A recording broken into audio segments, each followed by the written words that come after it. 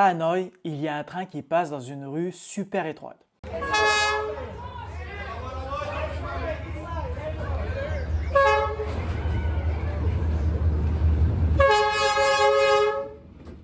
En fait, c'est situé dans le quartier de Hoàng Kim et le long des rails, il y a des cafés, des boutiques, mais aussi des habitations. Et le train passe à quelques centimètres des bâtiments et des passants. C'est un endroit qui est très touristique, j'y suis allé en 2022 et j'avoue, c'est vraiment très impressionnant. Mais je me suis posé la question, est-ce que c'est les habitants qui ont décidé d'habiter si proche du train? Et du coup, j'ai fait mes quelques petites recherches et dans cette vidéo, je vais répondre à la question. Donc restez bien jusqu'au bout de la vidéo.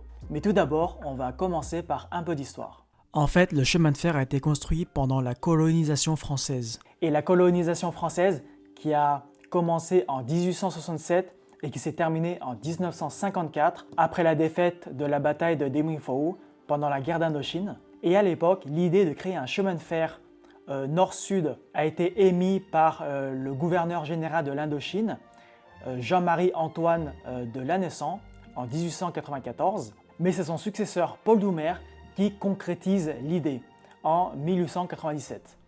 Et ce train s'appelait à l'époque le Transindo-chinois. Et la construction d'un réseau de chemin de fer avait plusieurs objectifs principaux. Tout d'abord, le transport de marchandises et de ressources, pour faciliter l'extraction et le transport des ressources naturelles, comme le charbon, le riz, le caoutchouc, et d'autres produits agricoles et miniers. Donc depuis les zones rurales et industrielles vers les ports, et notamment à Haiphong pour l'exportation vers la France et d'autres marchés internationaux. Et ça permettait notamment de connecter les grandes villes comme Huế, Haiphong et Saigon. Et c'était aussi pour faciliter le contrôle colonial. Donc en fait, la France avait besoin de déplacer ses forces militaires, mais aussi ses administrateurs dans tout le territoire vietnamien. Et enfin, pour développer le commerce intérieur en reliant les zones agricoles aux villes. Entre 1898 et 1906, la France a forcé 10 000 soldats et ouvriers à faire des travaux pénibles, en fait en creusant dans les montagnes et les collines sur une longueur de 296 km. En 1906, le chemin de fer reliait Hanoï au pont de Long Biên jusqu'à Lào Cai. Et à partir de là, ils ont continué à construire et à s'étendre jusqu'au Yunnan en Chine. Et du coup, l'ensemble du chemin de fer comprend 7 gares principales avec 27 sous-stations. Et la construction du chemin de fer s'est terminée en 1936, donc la construction a duré à peu près 40 ans. Et de 1939 à 1950, le train Hanoi-Lào Cai servait en fait à transporter du minerai d'apatite, donc qui sert à la fabrication d'engrais, et pour être exporté vers la France. Après la chute de Saigon en 1975, les trains ils ont permis de relier Hanoï et Saigon pour réunifier le peuple. Et au fil des années, le train il a continué à avoir un rôle important au niveau régional et local, en fait, malgré le développement des autres moyens de transport. Avec le temps, la population à Hanoï a rapidement augmenté. Et en fait, avec l'urbanisation, les gens ils ont commencé à construire des habitations le long des rails. Et ces habitants, ce sont principalement des familles modestes. Et en fait, ils se sont installés le long des rails parce qu'en fait, il y avait de la disponibilité du terrain et ils voulaient être proches du centre-ville. Et cette situation s'est vraiment développée naturellement. Il n'y avait pas beaucoup de planification urbaine. Et à l'époque, la proximité entre les habitants et la voie ferrée, c'était pas si préoccupant que ça en fait. Et avec le temps, la ville s'est de plus en plus densifiée et c'est devenu la ville que vous connaissez en fait aujourd'hui. Voilà, c'était tout pour la partie histoire et maintenant on va parler de la vie quotidienne des habitants qui habitent le long des rails. Beaucoup de cheminots vivaient aux abords du train. Et à l'époque, cette rue, elle était très sale et très malodorante. En fait, il y avait beaucoup d'odeurs d'urine et d'excréments d'humains. Et le Hanoi Train Street est apparu pour la première fois dans le journal britannique le Daily Mail en avril 2014, donc c'était pas si longtemps que ça en fait. Et depuis, il est devenu un endroit très prisé par les touristes à Hanoï. Et c'est à partir de ce moment-là que des cafés ont commencé à apparaître. Et les zones dortoirs, qui étaient sales à l'époque, ils se sont transformés et en fait les habitants, ils ont tout réaménagé pour accueillir les touristes. Donc ils ont arraché les mauvaises herbes, ils ont pavé du béton devant leur maison et ils ont construit une canalisation d'égout.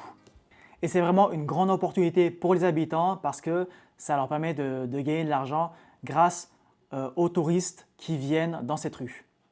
Et quand il y a un train qui passe, il y a une alarme qui sonne 10 minutes en avance.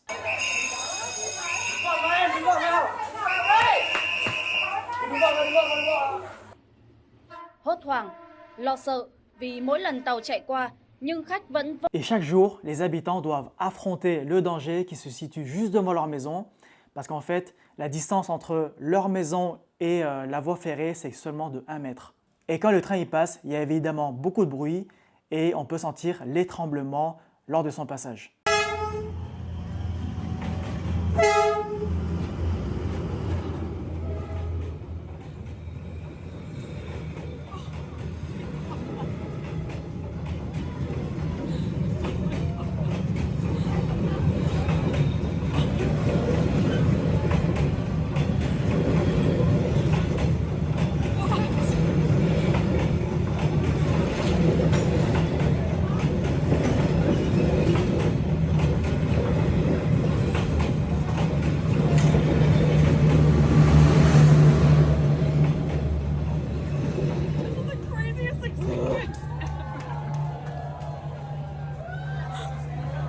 Et en raison du peu d'espace dans leur habitation, en fait, les habitants, ils doivent vivre aussi à l'extérieur, donc ils vivent sur la voie ferrée.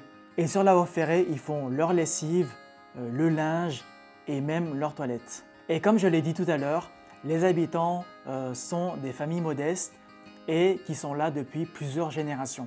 Et la plupart d'entre eux sont des travailleurs locaux ou des petits commerçants. Et grâce à cette attraction touristique, il y en a beaucoup qui ont ouvert leur café ou leur boutique. En fait, les habitants, ils ont appris à vivre avec le train. Et les passages du train, c'est devenu quelque chose de vraiment très banal, même si c'est inconfortable et risqué. Zoom zoom đi còn ngủ ngon hơn đấy. Khi chuông kêu lên thì cách 5 phút là tàu nó sẽ đi đến ấy ạ. Thì mình sẽ phải đứng trong cái vách đỏ nhà cháu cũng ghi đấy. Đấy, con chó nhà cháu con biết cơ. Mic mic mic. Chính nhiều nhà này là không bị tai nạn. Nhiều nhà nguy hiểm nhưng mà là người ta ở nhiều thì người ta lại có kinh nghiệm. Et quand on interroge les habitants du quartier, ils répondent « Où que vous viviez, vous vous y habituerez ». Et paradoxalement, les habitants pensent que c'est un lieu paisible et sûr. Parce qu'en fait, c'est devenu vraiment banal pour eux et ils ont appris à vivre avec.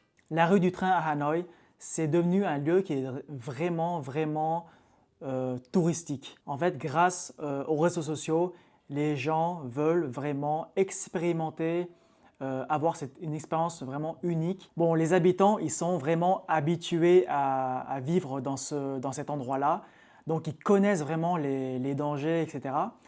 Par contre, les touristes, c'est autre chose. Et il y a certaines personnes qui sont prêtes à prendre des risques pour une photo ou pour une vidéo.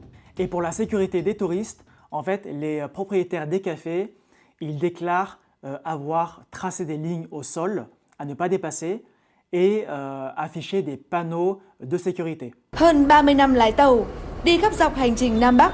Thế nhưng, cứ mỗi lần qua đây, người lái tàu này lại vô cùng căng thẳng.